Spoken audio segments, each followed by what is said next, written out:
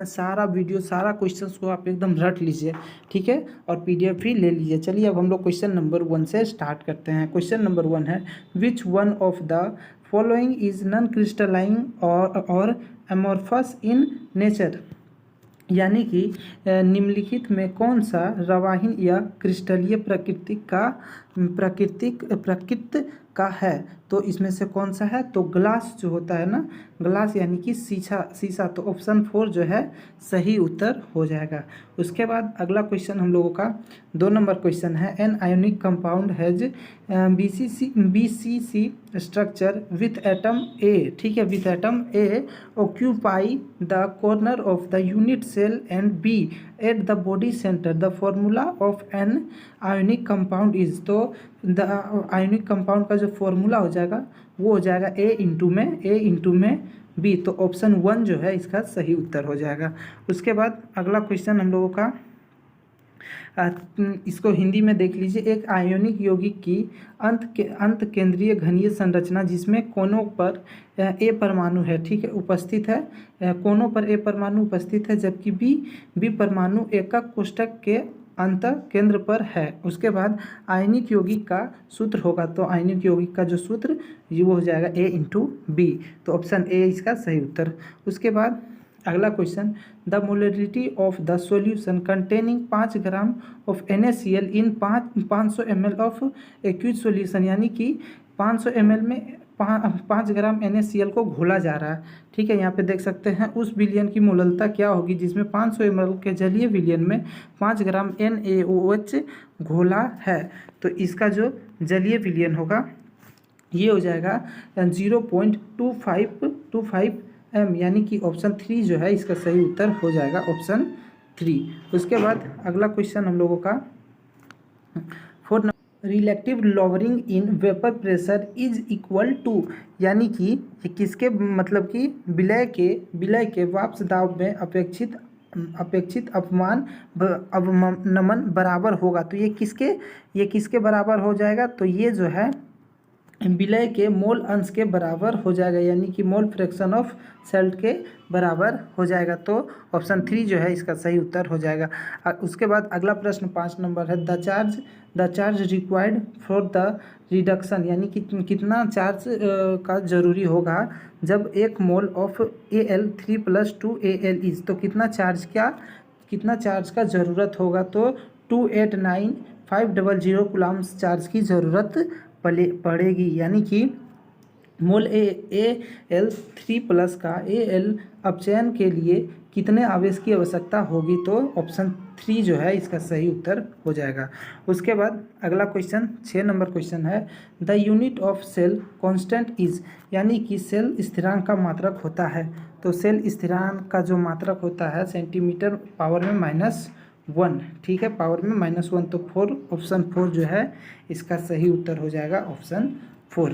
उसके बाद अगला क्वेश्चन हम लोगों का 7 number, the reaction is first order in A and second order is B. How is the rate affected when concentration of both A and B are doubled।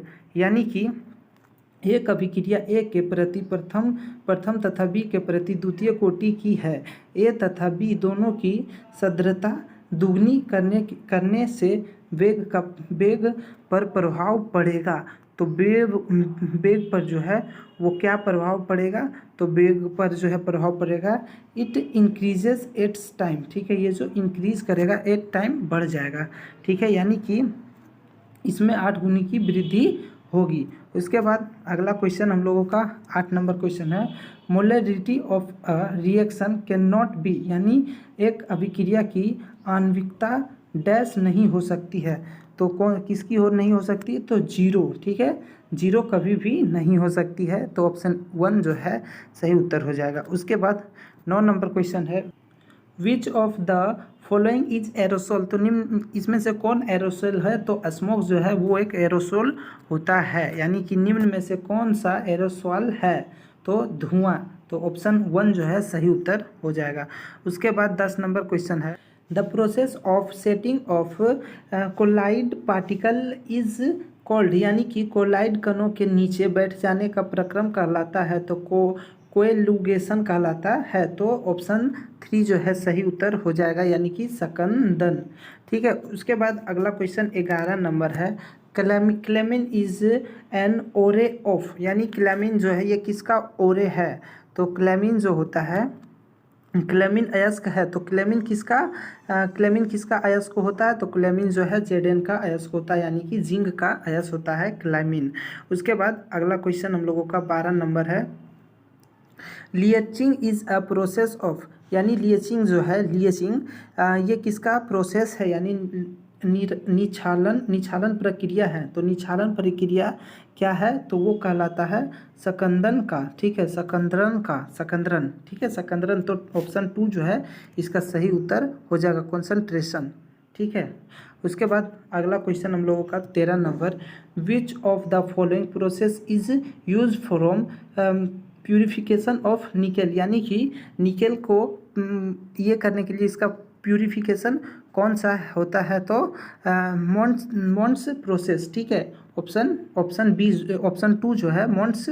ठीक है, मोन्स प्रक्रम, यानी निम्न में से किस विधि का प्रयोग निकेल के शोधन के लिए होता है? तो मोल्स प्रक्रम के लिए। ठीक है, ऑप्शन 2 जो है सही उत्तर हो जाएगा। उसके बाद अगला क्वेश्चन 14 नंबर है। विच of the following does not exist, यानी निम्न में से किसका अस्तित्व नहीं है? तो NCl5 का अस्तित्व नहीं है, तो ऑप्शन 2 जो है सही उत्तर हो जाएगा। उसके बाद अगला क्वेश्चन है 15 number. Process of commercial production of nitric acid is, यानी कि नाइट्रिक अम्ल के व्यावसायिक उत्पादन की विधि है। तो इसकी जो विधि है वो ओस्टावाल्ट विधि है। ठीक है, ओस्टावाल्ट विधि है। तो ऑप्शन 2 जो है सही उत्तर हो जाएगा। उसके बाद अगला क्वेश्चन 16 नंबर। Which of the following acids is a tribasic acid, यानी कि निम्न में से कौन सा अम्ल त्रिक्षारकीय है? तो त्रिक्षारकीय अम्ल जो होता है वो होता है H3PO4। तो ऑप्शन 4 जो है सही उत्तर हो जाएगा, H3PO4। ठीक है, तो ऑप्शन 4 जो है सही उत्तर हो जाएगा। उसके बाद अगला question 17 number. Which one of the following is diagram in nature, यानी कि निम्न में से कौन सा पदार्थ प्रतिचुंबकीय प्रकृति का है? तो कौन सा जो पदार्थ है? तो वो है Zn2+। ठीक है, Zn2+। तो ऑप्शन जो है ऑप्शन 4 इसका सही उत्तर हो जाएगा। उसके बाद अगला क्वेश्चन हम लोगों का 18 नंबर क्वेश्चन है। Colours of transition metal ion are due to absorption of light of some wavelength the result in, यानी कि क्वेश्चन में बोल रहा है कि संक्रमण धातु के आयन कुछ तरंगदैर्घ्य के प्रकाश का अवशोषण कर रंग प्रदर्शित करता है, इसका परिणाम है। तो DD ट्रांजिशन कहलाता है। तो ऑप्शन ए जो है सही उत्तर हो जाएगा, DD संक्रमण। उसके बाद अगला प्रश्न हम लोगों का 19 नंबर प्रश्न है। विच of the following is ambidentate legend, यानी कि निम्न में से कौन सा उभयदंती लीजेंड है? तो उभयदंती लीजेंड जो CN पावर में ये, यानी ऑप्शन 2 जो है सही उत्तर हो जाएगा, CN। ठीक है, ये क्या है? उभयदंती लीजेंड है। उसके बाद अगला क्वेश्चन 20 नंबर जो क्वेश्चन है, ये जो रिएक्शन देख रहे हैं आप लोग, जो ये ऑक्सीडेशन हो रहा है एसीटोन के उपस्थिति में, यानी कि द रिएक्शन इज, तो ये किस प्रकार का रिएक्शन है, ये किस प्रकार का अभिक्रिया है?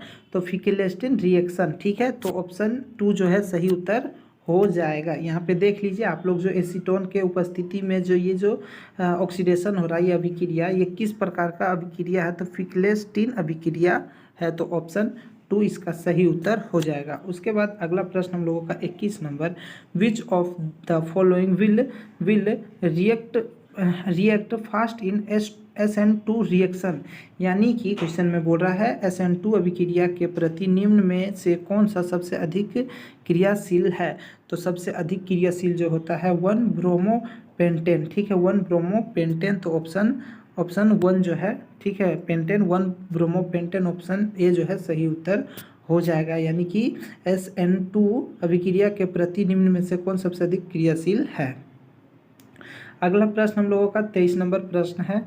इसका what is the IUPAC name of, यानी कि इसका हमें IUPAC नेम बताना है। ठीक है, यानी कि तो इसका जो IUPAC नेम हो जाएगा 22 का, यानी कि मेथोक्सी एथेन। ठीक है, मेथोक्सी एथेन। ठीक है, तो ऑप्शन 3 जो है इसका सही उत्तर हो जाएगा। उसके बाद अगला क्वेश्चन हम लोगों का 23 नंबर है। Hydration of propene in the presence of idle. ठीक है, presence of del H2SO4 given, यानी कि तनु SO4 की उपस्थिति में प्रोपीन की हाइड्रोक्सिन यानी कि जलयोजन करने पर प्राप्त होता है। तो इसका जलयोजन करने पर जो प्राप्त होता है वो CH3, ठीक है, बॉन्ड, उसके बाद CHOH तो ऑप्शन 2 जो है सही उत्तर हो जाएगा। ठीक है, ऑप्शन 2, तो ये चीज़ें प्राप्त होती है। उसके बाद अगला क्वेश्चन हम लोगों का 24 नंबर क्वेश्चन है। इन एसिटाल्डिहाइड +4, यानी ये जो ऑक्सीडेशन हो रहा है ए, यानी कि ए क्या होगा, तो ए जो है ये इथेन होगा। ठीक है, ए जो है इथेन हो जाएगा, तो ऑप्शन 2 जो है इसका सही उत्तर होगा, ए का वैल्यू इथेन होगा। उसके बाद अगला क्वेश्चन है टोलेंस रीएजेंट इज, तो टोलेंस रीएजेंट क्या होगा, तो टोलेंस रीएजेंट जो यानी कि टोलेंस अभिकर्मक है, तो टोलेंस एमोनियम, ठीक है, एमोनियम सिल्वर नाइट्रेट विलियन। ठीक है, एमोनियम सिल्वर नाइट्रेट, तो ऑप्शन 2 जो है इसका सही उत्तर हो जाएगा। उसके बाद अगला क्वेश्चन है हम लोगों का 25 नंबर। ठीक है, ये जो ऑक्सीडेशन हो रहा है एयर, इस बार हवा के प्रेजेंस में हो रहा है, उपस्थिति में हो रहा है, तो ये किस प्रकार का, मतलब कि ये है एक ए का जो वैल्यू होगा। ठीक है, ए क्या होगा, तो इसमें जो ए होगा हमारा बेंजोइक एसिड। ठीक है, ए जो है जाएगा, ए हो जाएगा बेंजोइक एसिड। उसके बाद अगला क्वेश्चन हम लोगों का 27 number. When acetamide is heated with an aqueous solution of sodium hydroxide and bromine, the produced format is, यानी कि क्वेश्चन में बोल रहा है कि जब एसिटामाइड को सोडियम हाइड्रोक्साइड के जलीय विलयन घोल तथा ब्रोमीन के साथ गर्म किया जाता है तो उत्पादन बनता है, तो मेथिल एमीन बनता है। क्या बनता है, मेथिल एमीन, तो ऑप्शन ए है इसका सही उत्तर। उसके बाद अगला क्वेश्चन हम लोगों का 28 नंबर है। विच of the following is functional group of primary amine, यानी प्राइमरी एमीन का क्रियाशील समूह निम्न में से कौन है, तो NH2, तो ऑप्शन 2 जो है, ऑप्शन 2 इसका सही उत्तर हो जाएगा, NH2। उसके बाद अगला क्वेश्चन हम लोगों का 29 नंबर क्वेश्चन है। Proteins are polymer of amino acid that are connected to each other by, यानी प्रोटीन एमिनो अम्ल के बहुलक होते हैं जो आपस में डैश द्वारा जुड़े होते हैं, तो किसके द्वारा, तो पेप्टाइड बंधन से जुड़े होते हैं, पेप्टाइड बॉन्ड से। ठीक है, तो ऑप्शन 3 जो है सही उत्तर हो जाएगा। उसके बाद अगला क्वेश्चन है which base is not found in DNA, यानी DNA में कौन सा क्षारक नहीं पाया जाता है, तो यूरेसिल क्षारक जो होता है वो DNA में नहीं पाया जाता है। ठीक है, तो ऑप्शन 3 जो है सही उत्तर हो जाएगा, यूरेसिल। उसके बाद अगला क्वेश्चन हम लोगों का 31 नंबर क्वेश्चन है।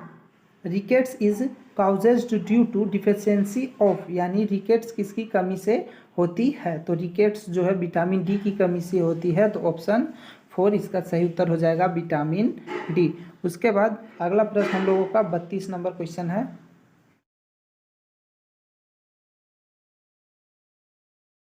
तो नाइलक 6 का, ठीक है, नाइलक 6 का क्या है, एक लक है, तो इसका 1 सही उत्तर हो जाएगा। उसके बाद अगला प्रश्न हम लोगों का 33 नंबर है।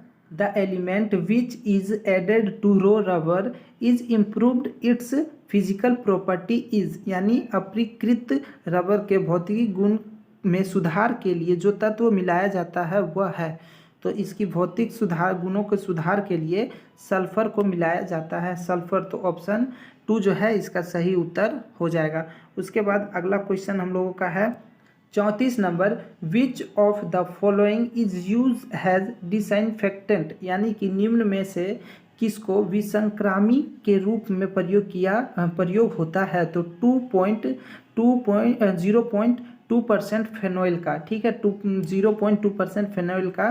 तो ऑप्शन 2 जो है सही उत्तर हो जाएगा। उसके बाद अगला क्वेश्चन हम लोगों का 35 नंबर क्वेश्चन है। Barbituric acid is an example of, यानी कि बारबिट यूरिक अम्ल उदाहरण है। तो ट्रेंक्वालाइज जो है बारबिक यूरिक एसिड का उदाहरण है, यानी प्रशांतक का। तो ऑप्शन ए जो है 1 जो है सही उत्तर हो जाएगा। तो अभी हम आपको टोटल 35 क्वेश्चंस कराए हैं।